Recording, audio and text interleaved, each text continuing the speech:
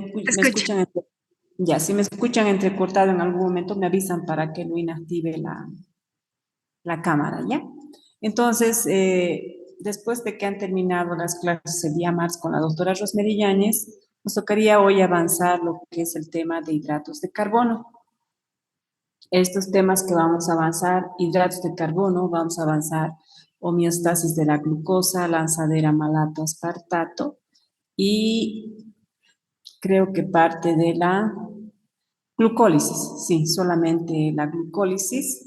Vamos, entra, todo ese temario sería para el primer parcial, que si no me equivoco es el 10 de junio. Entonces, continuamos con el tema de hidratos de carbono, donde vamos a indicar que los hidratos de carbono son moléculas llamadas sacáridos. Tienen 5 nombres, se pueden llamar sacáridos, se les puede llamar glúcidos, azúcares, se les puede llamar también hidratos de carbono o carbohidratos. Es la misma denominación para todos estos. Y estos normalmente se encuentran distribuidos ampliamente en la alimentación y son los que necesitamos nosotros consumirlos todos los días. Desde una parte energética, la mayoría de los carbohidratos son fuente de energía, pero hay algunos que son moléculas que reservan energía y las otras que son fibra, como la celulosa que vamos a ver más adelante. El hidrato de carbono más conocido y más común en nuestro organismo, que vamos a ver, es la glucosa. ¿Y por qué se les denomina hidratos de carbono? Porque son moléculas que están hidratadas, si se fijan aquí, hidratadas en el sentido que siempre tienen oxígeno, hidrógeno, o sea, H2O más o menos tienen hidrógeno y oxígeno. Si se fijan, esta molécula de aquí es la glucosa, y esta glucosa es una hexosa con 6 átomos de carbono y tiene 5 grupos hidroxilo, que es una característica de la glucosa. Aquí está un grupo hidroxilo, el 2, 3, 4, 5. Esta de aquí se llama glucosa. Es una hexosa.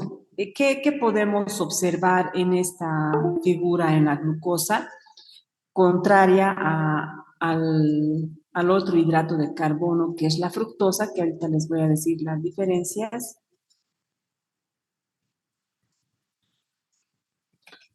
Aquí, este de aquí es el grupo aldehído, como está encerrado. Ese grupo aldehído significa CHO. En cambio, aquí en la fructosa es el grupo CO, es el grupo cetona.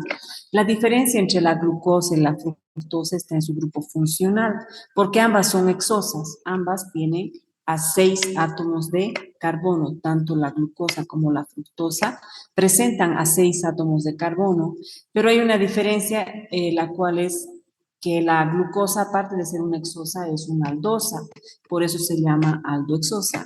En cambio, la fructosa es una hexosa con 6 átomos de carbono, pero se llama cetosa, por eso es una cetohexosa. Es una diferencia de la presencia de los grupos funcionales en estos carbohidratos. Ahora, ¿qué otra diferencia podría haber aquí? Nosotros vamos a... ay, ¿qué hago? La barra está aquí. Ya. Pero no me indica los colores. Se ha actualizado mi barra de herramientas. Ah, aquí está.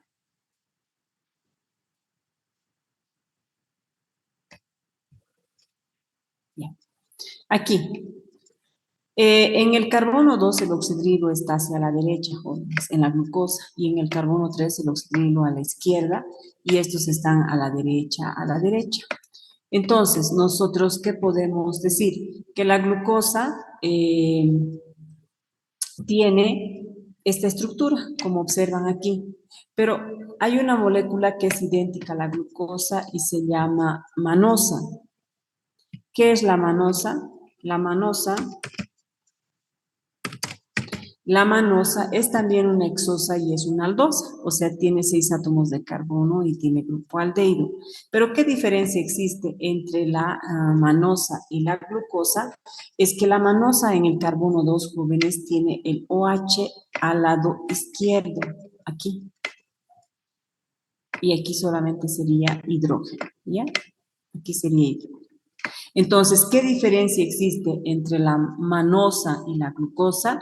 Es que la manosa en el carbono 2 oxidrilo está hacia la izquierda, en cambio la glucosa está hacia la derecha. Esa es una de las diferencias que existe entre la glucosa y la manosa. Pero tenemos otro monosacárido también que es glucosa y aldosa y se llama galactosa. La galactosa también es hexosa, es de 6 átomos de carbono, pero la diferencia radica en que la galactosa, en el carbono 3, si se fijan, en la glucosa está a la izquierda. En la galactosa, en el carbono 4, no es en el carbono 3. En el carbono 4 el oxidrilo está a la derecha y en la galactosa el oxidrilo estuviera hacia la izquierda y aquí solamente hubiera hidrógeno. Y es idéntica tal cual. La glucosa igualita, pero en el carbono 4 el oxidrilo estuviera a la izquierda en la galactosa y en la glucosa está a la derecha. Entonces, la manosa y la galactosa llegarían a ser sus isómeros de la glucosa. ¿Por qué? Porque son idénticos, solo se diferencia en que la manosa, el oxidrilo está hacia la derecha en el carbono 2 y en la galactosa en el carbono 4 está hacia la derecha. Entonces, si decimos nosotros, ¿quiénes son exosas? Exosas son la manosa, la galactosa, la glucosa y la fructosa. Son exosas. Las 4 tienen 6 átomos de carbono. ¿Qué diferencia existe entre glucosa, galactosa? ¿Quiénes son aldosas? Aldosas son las 3.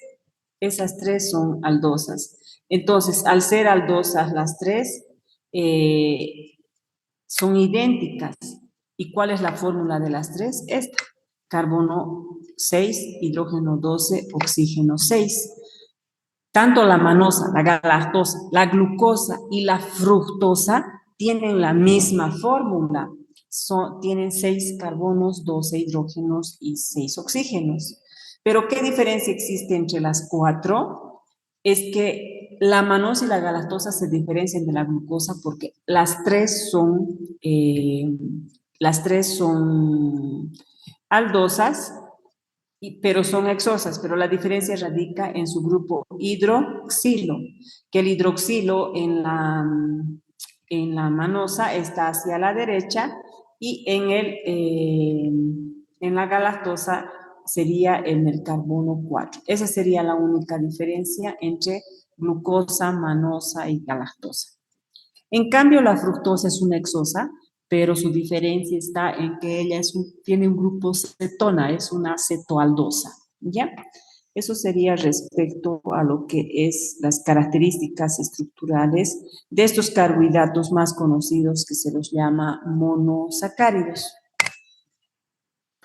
¿Qué características tienen los hidratos de carbono? Son moléculas que están compuestas por átomos de carbono, el CHO, carbono, hidrógeno y oxígeno. Normalmente, y estas moléculas están unidas por un covalente, por una unión se llama covalente.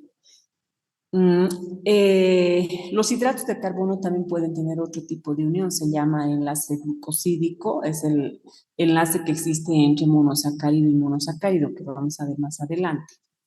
Estas moléculas se encuentran en la naturaleza, se encuentran en nuestro organismo y forman parte de nuestras moléculas de manera libre o asociada. ¿Y por qué se les llama elementos orgánicos? Porque presentan carbono en su estructura. Son las moléculas excepcionalmente importantes para almacenar glucosa. Por ejemplo, el glucógeno nos almacena glucosa en el hígado y en el músculo. Y en los vegetales se llama almidón.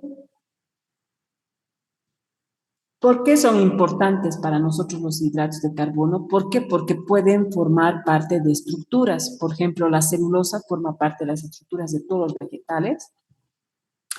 La quitina forma parte de todos los artrópodos, insectos, su caparazón duro es a partir de quitina y también forman parte estructural, por ejemplo, los glucosaminoglucanos, los proteoglucanos, forman parte de la matriz extracelular. Ahí vamos a ver el condroitinsulfato, el dermatansulfato, el queratansulfato, que son hidratos de carbono, que se les llama heteropolisacáridos, que forman parte de estructuras, porque están en nuestros cartílagos, ligamentos, tendones, en la queratina, en la piel, son carbohidratos. Y fundamentalmente, ¿para qué nos sirve? Y el principal azúcar que nos da energía es la glucosa. ¿Y para qué nos da energía? Para procesos vitales como la contracción muscular, la contracción cardíaca, para que bombee sangre el corazón. Mientras haya energía va a haber vasoconstricción y se va a irrigar y se va a oxigenar los tejidos. Y también para el sistema nervioso, para el cerebro, para que pueda funcionar. El ATP tiene múltiples funciones y una de ellas es la de generar energía. Ay, disculpen. ¿Qué alimentos son ricos en hidratos de carbono? Se los divide entre complejos y simples. Dentro de los complejos son generalmente los que son ricos en polisacáridos, como el almidón, y ahí están el arroz, el pan, la pasta, las papas, la yuca, son alimentos ricos en almidón. Y los simples son los, por ejemplo, los disacáridos. Tenemos a la leche, el azúcar de la leche, el azúcar de las frutas, de las verduras y todo de la repostería, que es rica en azúcares, de que es la sacarosa, ¿ya? Tenemos alimentos que aportan fibra y ahí están los que son ricos en celulosa y ahí tenemos cereales integrales, legumbres, las cáscaras de las verduras, las frutas, todo lo que es gruesito es celulosa. ¿Cómo se clasifican? Clasifican los hidratos de carbono, se clasifican en monosacáridos, oligosacáridos y polisacáridos. Los monosacáridos, que los vamos a ver, que se subclasifican por su grupo funcional, que tiene un grupo aldehído, y por su grupo funcional cetona, que tiene el grupo funcional cetona, y los monosacáridos, aparte de dividirse por su grupo funcional, se pueden dividir por su número de átomos de carbono. Los que tienen 3 carbonos se llaman triosas, los que tienen 4 tetrosas, los que tienen 5 pentosas, los que tienen 6 hexosas, los que tienen 7 heptosas. Los oligosacáridos son los monosacáridos, digo, son los hidratos de carbono que tienen desde 2 uniones de monosacáridos hasta 10. Y ahí están los disacáridos, trisacáridos, decasacáridos, o sea, hasta 10. Pero cuando son más de 10, se denomina polisacáridos. ¿Qué son los monosacáridos? Son la unidad básica de hidrato de carbono y aquí tenemos un ejemplo a la glucosa y aquí está la fructosa. Un monosacárido es una unidad básica, ¿ya? Y aquí tenemos, por ejemplo, dentro de su clasificación. ¿Quiénes son aldosas? Están en este cuadro. Toditos estas son aldosas. ¿Y quiénes son cetosas? Están en este cuadro. Pero a ver, a la vez los monosacáridos al dividirse de aldosas en cetosas se dividen por el número de átomos de carbono. Y por ejemplo, aquí tenemos una triosa que se llama gliceraldehído y se llama dihidroxiacetona. ¿Dónde vamos a ver estos compuestos? Ya la próxima clase, el martes, yo creo, en la glucólisis. Son intermediarios de la glucólisis. Tetrosas, como la eritrosa y la eritrulosa, no son tan importantes porque son intermediarios de interconversiones. No nos dan más que para interconvertir nada más en la vía pentosa-fosfato. Las pentosas son los que tienen 5 átomos de carbono. Y ahí, por ejemplo, está la ribulosa y la ribosa. La ribosa, que es una aldosa y a la vez es una pentosa, y la ribulosa, que es una pentosa, pero que es cetosa. Las otras no son tan conocidas, las que están presentes en nuestro cuerpo, les estoy diciendo. Y tenemos a las hexosas, como les había mencionado, las que tienen 6 átomos de carbono, galactosa, manosa y glucosa, y fructosa, pero estas 3 son aldosas y la fructosa es cetosa. Y las septosas tenemos a la pseudotosa y la pseudoheptulosa. Aquí podemos observar a una triosa con 3 átomos de carbono y con su grupo funcional aldehído, que es en color verde. Aquí está la ribosa, que es una aldosa y es una pentosa. Y aquí está la glucosa, que es una aldosa y que es una hexosa. Aquí tenemos a la dihidroxiacetona, que es una cetosa y que tiene 3 átomos de carbono. Aquí tenemos a la ribulosa, que es una pentosa y es una cetosa. Y finalmente tenemos a la fructosa, que es una hexosa y es una cetosa. Entonces, esos hidratos de carbono son relevantes.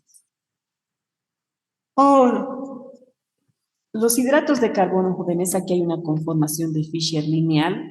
Así no es como están en nuestro cuerpo. La forma en la que están en nuestro cuerpo tiene una forma de N-acetal y esta se llama anillo furano. Y por ser el anillo furano, alfa se denomina a toda molécula monosacárido que el oxidilo en el carbono 5 está a la derecha. Se le llama alfa D. Cuando en el carbono 5 de la glucosa, aquí les estoy colocando con el cursor, está el oxidilo a la derecha, se llama destrógiro. Y de ahí viene alfa D, que es alfa D estrógiro. Y esta molécula de anillo cíclico, como es el anillo pirano, se llama D-glucopiranosa. Y esta proyección de Haworth es en la que está en nuestro cuerpo. Sí o sí, en nuestro cuerpo está en su manera lineal. Y aquí tenemos en el carbono 2, el oxidrilo de la derecha se escribe hacia abajo, el oxidrilo 3 de la izquierda se lo escribe hacia arriba, el 4 está a la derecha, el 5 está unido con el 1, el carbono 1 con el 5 se une para formar el anillo, y este es el carbono 6. Entonces la glucosa tiene carbono 1, 2, 3, 4, 5 y el carbono 6. Ese es el anillo que se va formando. ¿Cómo se forma? Como se ve en esta imagen, se forma el alfa D glucopiranosa. En sí su nombre de la glucosa es alfa D de destrógiro glucopiranosa. ¿Por qué piranosa? Porque presenta el anillo pirano cíclico cerrado. La fructosa puede adquirir otro tipo de conformación y se llama fructofuranosa, porque forma, otro tipo de anillo. Aquí, este tiene, porque tiene el grupo cetona, tiene otra conformación. Este anillo de aquí se llama furano. Entonces, la glucosa tiene el anillo pirano y la fructosa tiene el anillo furano. Hasta ahí, ¿alguna duda, jóvenes?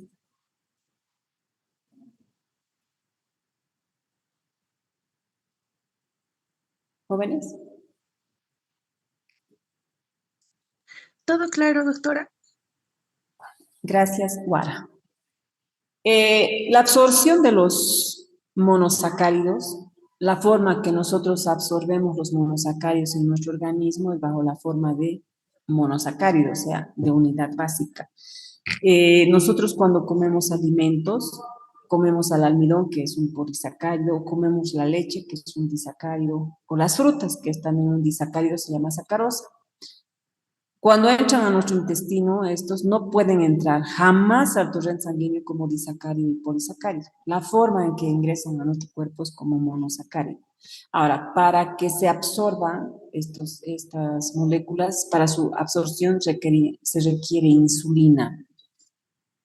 La insulina es una molécula que hace que baje los niveles de azúcar en la sangre, que entre el azúcar a tejidos, específicamente al corazón, al músculo esquelético y al tejido adiposo. Y por ende, cuanto más azúcar comemos, más apetito nos da porque hay mayor producción de insulina y la insulina tiene su efecto en nuestro organismo. Y eso hace que cuando haya mucho azúcar, como no se puede metabolizar, se vuelve grasa. El azúcar, que es de la sacarosa, que viene de los vegetales, de las frutas y verduras, el azúcar común, la miel, las mermeladas y jareas, tienen una absorción rápida porque estas azúcares tienen fructosa y la fructosa es de rápida absorción. Perdón, un ratito. Una llamadita. Y justo en la clase, ¿no?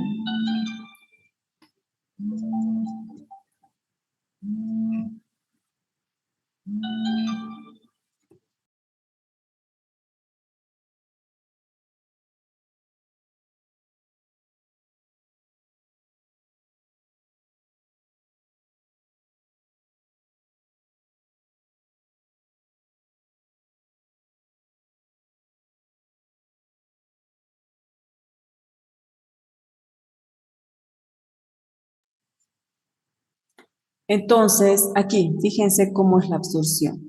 Nosotros obtenemos el azúcar de la leche, de las frutas, de las hortalizas, el almidón de la papa, la yuca, etc. Se digieren en nuestro cuerpo y ahorita vamos a ver cómo se digieren. ¿Qué obtenemos de todo esto? Nosotros obtenemos glucosa, obtenemos galactosa, pero la glucosa y la galactosa, para que pasen del intestino hacia el torrente sanguíneo, jóvenes, para que pasen del intestino hacia el torrente sanguíneo, nosotros necesitamos de un transporte sin porte. Y para este transporte sin porte requerimos nosotros de sodio.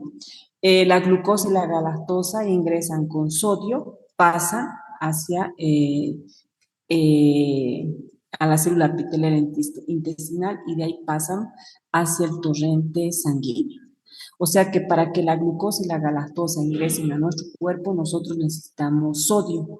De los alimentos que comemos necesitamos sodio y de eso se absorben hacia el torrente sanguíneo.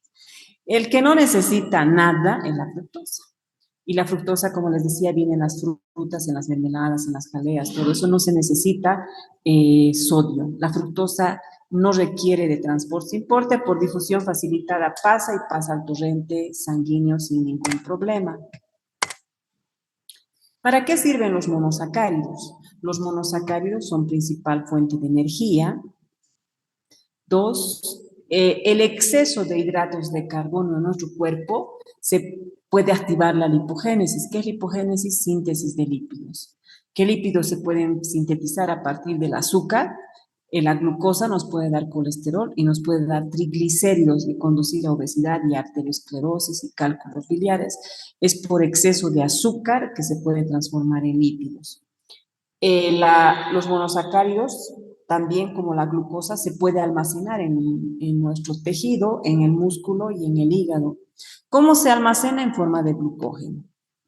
Los hidratos de carbono, los monosacáridos, pueden formar parte de glucoproteínas, glucolípidos y de los nucleótidos como el AMP, adenosín monofosfato, son ricos en ribosa. La ribosa forma parte del AMP, GMP, de toditas las bases purinas y pirimidinas para formar el ADN y el RNA. O sea que formamos nucleótidos, formamos glucolípidos que están en la parte externa de la membrana plasmática y las glucoproteínas. Esa es la importancia de los monosacáridos. Los disacáridos son moléculas formadas por la unión de dos monosacáridos, normalmente pueden ser solubles. De estos 5 que están aquí, los más importantes son la maltosa, que es el azúcar de la malta, la lactosa, que es el azúcar de la leche, y la sacarosa, que es el azúcar de las frutas y verduras. Esta celobiosis en el metabolismo de las plantas de la celulosa y la isomaltosa del metabolismo del almidón. La maltosa, jóvenes, resulta de la unión de glucosa, aquí está una glucosa, con otra glucosa. Miren, aquí está el carbono 1, 2, 3, 4, 5 y 6, es una glucosa. Aquí está el carbono 1, 2, 3, 4, 5 y 6, es otra glucosa. Y miren, se va a fusionar el carbono 4 de una glucosa con el carbono 1. Se fusionan y forman un enlace. Y esta unión se llama enlace alfa. Y se llama enlace alfa 1,4. Y esa es la maltosa. ¿Qué es la maltosa? La unión de glucosa más glucosa por enlace alfa 1,4. La unión de estos dos hace la maltosa. ¿Dónde se encuentra la maltosa? Se encuentra en la malta, que sirve para fabricar la cerveza, las bebidas alcohólicas, whisky y otras bebidas, mediante el almidón y algunos alimentos ricos germinados que se fabrican en la industria de productos alcohólicos y nosotros también tenemos en la cebada. Entonces, esa es la maltosa. La lactosa es el azúcar de la leche, que ya han avanzado en el tema de enzimas en sus laboratorios con sus docentes, y la lactosa es el azúcar resulta de la unión de, este de aquí es la galactosa y esta de aquí es la glucosa, solo que el enlace, como este oxidrilo está hacia arriba, el enlace es beta, y este es enlace beta 1,4, pero entre glucosa y galactosa. La unión de glucosa más galactosa, el enlace es beta 1,4. Y aquí está el enlace. Beta es el carbono 1 de la galactosa con el carbono 4 de la glucosa y forman el disacárido lactosa, que gracias a la enzima que se produce en el borde de cepillo del intestino delgado, la beta lactasa lo que hace es quebrar este enlace y romper y separar para que se absorba la glucosa y la galactosa por separado. Pero cuando carecemos de la enzima se nos produce la patología llamada intolerancia a la lactosa. La sacarosa está presente en la caña de azúcar, es el azúcar de todas las frutas, las verduras, la zanahoria, la beteraba son las más ricas en sacarosa, y en las frutas la uva, la sandía, y todas las frutas tienen sacarosa. Específicamente la caña de azúcar es la que extrae esta sacarosa. Cuando sacan el jugo, extraen y producen el azúcar morena y lo refinan y lo vuelven el azúcar refinado, que es el azúcar blanca con el que tomamos el té, el café diariamente. Y esa se llama sacarosa. ¿Qué es la sacarosa? Resulta de la unión de una molécula de glucosa, miren aquí el anillo pirano, y este de aquí el anillo furano, una fructosa. La fructosa más la glucosa por enlace alfa 1,2 se juntan y forman la sacarosa. Entonces la sacarosa es glucosa más fructosa y la enzima que quiebra este enlace de este disacárido se llama sacarasa, que digiere a la sacarosa. La celobiosa es del metabolismo de los vegetales, donde la enzima celobiasa quiebra entre glucosa y glucosa, pero este enlace es beta 1,4. Y la isomaltosa son derivados de dextrinas del almidón, que les voy a explicar más adelante. En resumen, los disacáridos que nosotros debemos comer o que los debemos ingerir son la sacarosa, lactosa y la maltosa. ¿Qué es la sacarosa? La unión de glucosa más fructosa. ¿Quién digiere a la sacarosa? Los hidratos de carbono terminan en osa y la enzima siempre termina en asa. Entonces, la sacarosa es la unión de glucosa y fructosa. ¿Quién digiere la sacarasa? ¿Dónde se produce la sacarasa? En el estómago. La lactosa es el azúcar que está formado por glucosa y galactosa, y la enzima que le quiebra o que le degrada a este disacárido es la beta-lactasa, producida en el intestino, y la maltosa es glucosa más glucosa, la enzima que digiere es la maltasa, que separa glucosa. Jamás nosotros podemos meter glucosa y fructosa junto al torrente sanguíneo. Nosotros necesitamos digerir y obtener monosacáridos y posteriormente la glucosa y la galactosa pasan con sodio al torrente sanguíneo, o sea, no juntas, ¿no ven? La glucosa y un sodio se absorbe y pasa al torrente sanguíneo. La galactosa y un sodio se absorbe y pasa al torrente sanguíneo y la fructosa no necesita, atraviesa. Aquí está, miren. Para atravesar glucosa y galactosa necesito sodio. Pero para que exista sodio a este nivel, necesito que funcione la bomba de sodio y potasio para que meta potasio, saque sodio y así sucesivamente. Y la fructosa pasa normal hacia el torrente sanguíneo. Hasta ahí, ¿queda claro? Sí, doctora. Los polisacáridos jóvenes, los polisacáridos son biomoléculas que están compuestos por más de 20 unidades de monosacáridos. Y sus funciones pueden ser de reserva o de almacenamiento o estructurales. Según los polisacáridos, estoy hablando, tenemos dos clasificaciones, según su función y según su estructura. Ahora, según su función, se subdividen en polisacáridos de reserva, los que almacenan, y los polisacáridos que dan estructura, se llaman estructurales. Los que son de reserva, el almidón en las plantas y el glucógeno en nosotros, reserva glucosa en el hígado y en el músculo. Y los estructurales son la celulosa y la quitina, que forman parte de estructuras que vamos a ver más adelante. Y según su estructura o composición, se les divide en homopolisacáridos y heteropolisacáridos. Los homopolisacáridos, miren jóvenes aquí, están formados por la misma unidad de glucosa, por la misma unidad de glucosa. O sea, homopolisacárido quiere decir que está formado por glucosa más glucosa más glucosa más 120.000 unidades de glucosa, pero solamente glucosa. ¿Y quiénes pueden tener solamente glucosa? Son estos cuatro: el glucógeno, la quitina, el almidón y la celulosa. ¿Qué son el glucógeno, quitina, almidón y celulosa? Son homopolisacáridos.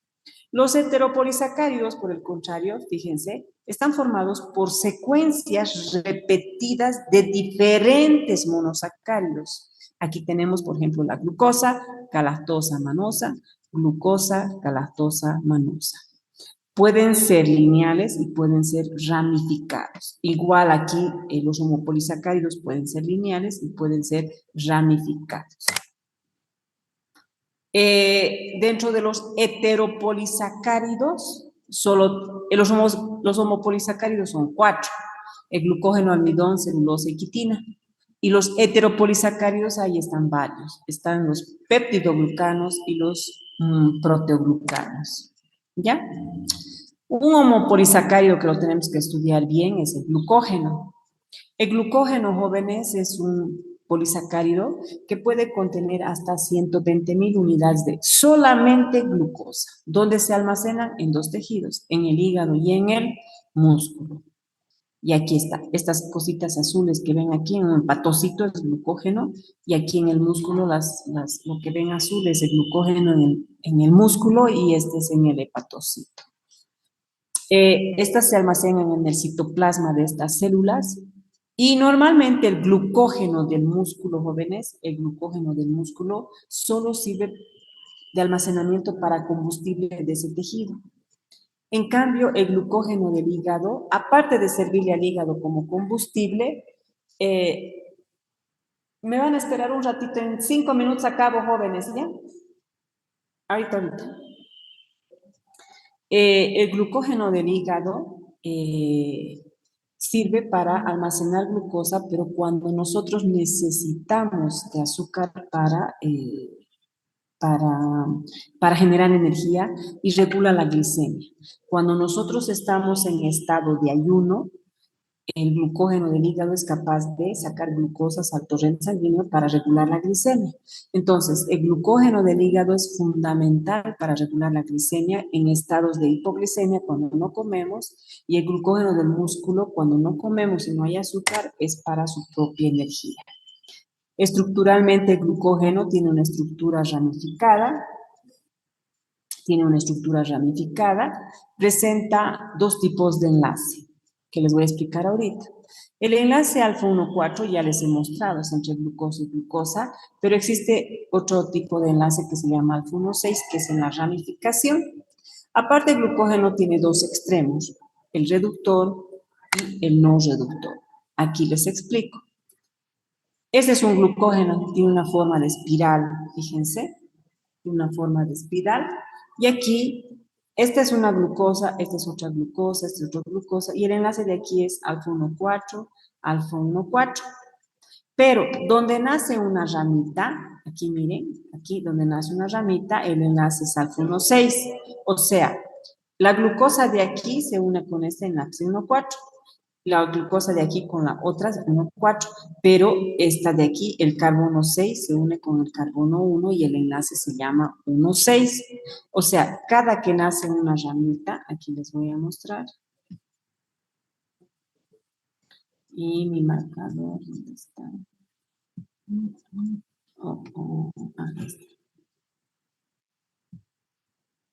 Aquí. O sea, este de aquí, este es 1,4, 1,4, 1,4, 1,4, 1,4, 1,4, pero aquí nace una ramita y el enlace es alfa 1,6.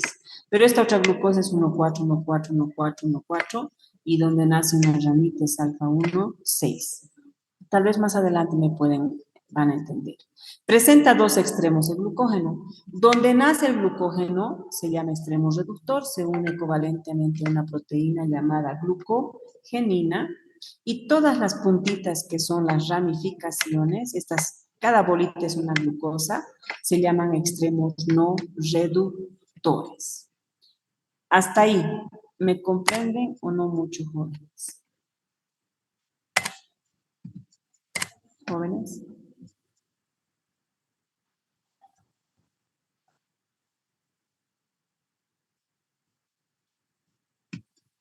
¿Hola? Sí, doctor. Solo Guara me responde. ¿Qué dice Yulisa? Dusa, Yulisa, ¿qué dicen? Sí, doctora. Ya. Ahora, el glucógeno normalmente está almacenado en el músculo. eh, Más adelante se va a avanzar el metabolismo. Van a avanzar con la doctora Rosmery Yáñez. Cuando nosotros, a partir del hígado, este glucógeno que está almacenado, miren aquí, vamos sacando cada glucosita al torrente sanguíneo. Normalmente esto ocurre cuando estamos con hipoglicemia gracias a la hormona glucagón.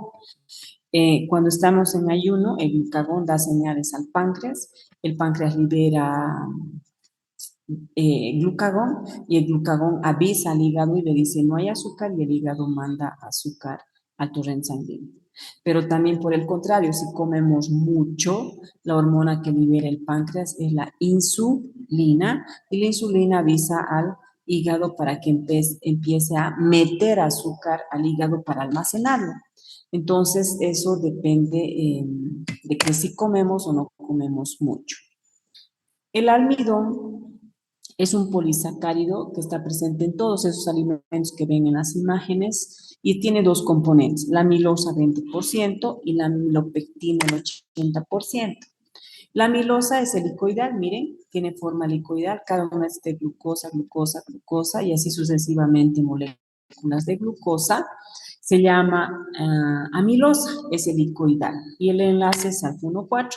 Pero ahora miren aquí se ve más clarito, esta es la amilopectina, donde estas bolitas celestes son glucosa, glucosa. Esta negra también es glucosa, pero glucosa, glucosa, solo que el enlace es alfa-1,4. Pero entre esta glucosa y la que continúa y se ramifica, el enlace es alfa-1,6. Donde ven negrito y negrito es el enlace alfa-1,6, pero esta continúa 1,4, 1,4, 1,4. Nace una rama 1,6. Y así sucesivamente. Aquí es alfa-1,4 y aquí es alfa-1,6. ¿Quién digiere el almidón? Es la amilasa. La amilasa, un poco cuando masticamos una papa, una yuca, estamos comiendo, la amilasa salival digiere un poquito, que hace, le corta en fragmentos más pequeñitos. El almidón es ramificado. El almidón pasa posteriormente al estómago y ahí la amilasa pancreática termina de digerirla, pero necesitamos no solamente la amilasa de la boca para digerir al almidón, que es un polisacárido, sino necesitamos amilasas pancreáticas, las dextrinasas, las glucosidasas, que terminan de digerir al almidón. Y una vez que le digieren al almidón, ¿en qué le dejan? En glucositas. Y esas glucosas en el intestino con el sodio van pasando una por una hacia el torrente sanguíneo para ser distribuidas a todas las células del organismo. Otro polisacárido que tenemos presente aquí es la celulosa. La celulosa tiene una función estructural. La celulosa es componente estructural de todos los vegetales. Todos los vegetales, troncos, tallos, hojas que sean verdes, tienen celulosa, pero no solamente que sean verdes, sino que sean estructuras duras. La cáscara de la manzana, a pesar que es roja o la manzana verde, esa su cascarita dura es celulosa. La telita que existe entre la naranja, no ve la naranja entre naranja y partecitas de naranja y una telita, eso es celulosa. Entonces, el tallo de la lechuga que es duro, eso es celulosa. La celulosa es un polisacárido constituido por unidades de glucosa, pero el enlace que les caracteriza a este es el enlace beta 1,4. Fíjense en esta imagen, aquí está el carbono 1, el carbono 4, pero el enlace es beta. Y eso se diferencia de nosotros, que somos organismos animales, de los vegetales.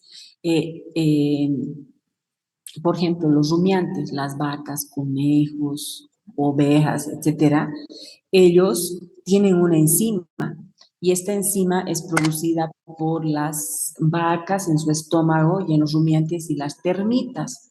¿Qué hacen estas enzimas digestivas presentes en el organismo de estos rumiantes? Pueden digerir a la celulosa. ¿Qué hacen? Le quiebran. Ellas tienen una enzima que se llama celulasa, que digiere la celulosa, y por ende la vaca cuando come pasto o